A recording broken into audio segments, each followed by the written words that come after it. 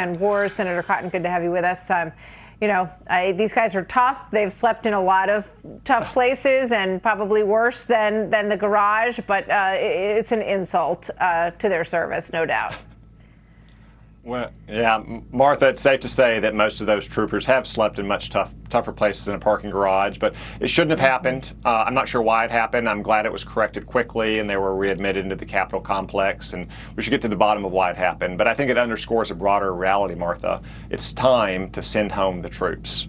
What happened on January 6th was a failure of the senior leadership of the Capitol Security Services to anticipate what was widely speculated about on social media, to prepare their police officers with right gear and proper rules of engagement, and to ask for backup from the National Guard. That was a failure of the senior leadership of the Capitol Security Services and the Washington, D.C. mayor. Now, the National Guard rushed to the scene on January 6th, and we saw over 25,000 National Guard there for the last 2 weeks to help protect the Capitol from the inauguration, during the inauguration. But the inauguration is over. We don't want to turn our Capitol into an armed fortress. It's time for these National Guard troopers to go home to their families and to their jobs and their communities. If there appears to be credible threats in the future, then the Capitol Police can be prepared for it. They can rely on federal law enforcement agencies like the FBI and the Park Police to back them up. And if necessary, the Department of the Army can have the National Guard from Washington and Maryland and Virginia on rapid standby. We don't have to see a repeat of what we saw on January 6th, but we also don't have to turn our Capitol, the People's House, into an armed fortress. Yeah, there's a practical response to the threat and a proportionate response to the potential threat at the Capitol that can be met by the forces that you discuss. And we know that already Florida and Texas have recalled their National Guard. I believe New Hampshire also recalled its National Guard.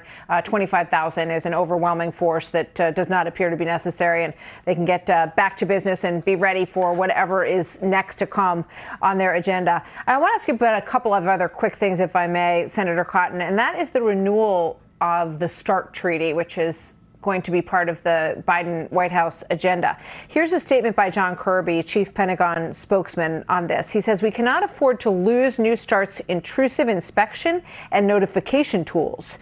Failing to swiftly extend New START would weaken America's understanding of Russia's long-range nuclear forces." So they're ready to re-sign that deal for 5 years. I know President Trump's administration wanted to renegotiate it, felt that it was weak and that it needed to be strengthened. Your thoughts?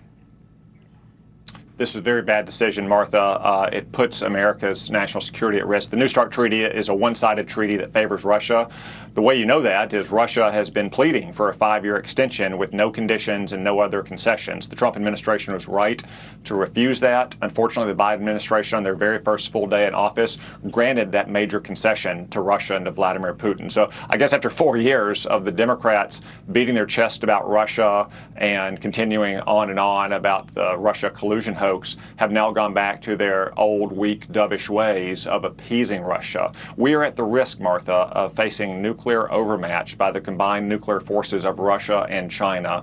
And it was a terrible decision for the Biden administration to simply fold their cards and give Vladimir Putin exactly what he wanted on their very first full day in office. Yeah, you have said that there are other technologies, other warfare that Russia is working on, and that they fall outside of this treaty, that we need to expand this treaty in order to encapsulate those other threats that are out there. What falls short if we re-sign this?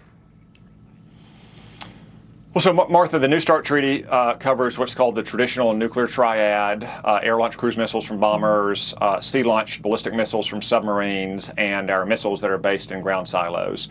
But it doesn't cover tactical nuclear weapons, the smaller nuclear warheads in which Russia has many, many times what the United States has, or some of these very new, very sophisticated weaponries that also have nuclear devices on them as well that Vladimir Putin has boasted about at his annual press conferences.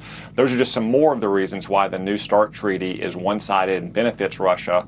It ties one hand behind America's back, but it leaves Russia free to continue to develop all these other nuclear technologies while not requiring China to do anything, while China builds nuclear forces at a breakneck pace.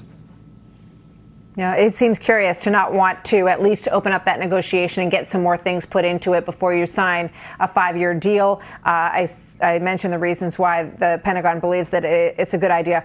Last minute here, I just want to read you this with regard to a totally different topic: the 40th anniversary of Roe v. Wade. President Biden marked the 48th anniversary of the Supreme Court's landmark ruling establishing the right to an abortion by reaffirming his support for enshrining abortion rights in federal law. Your reaction to that, Senator, before we go today?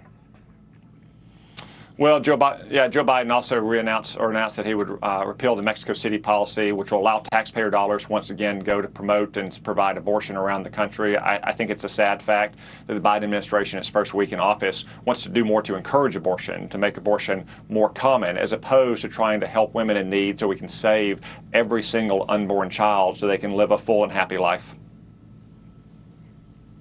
Senator Tom Cotton, thank you very much, sir. Good to see you today.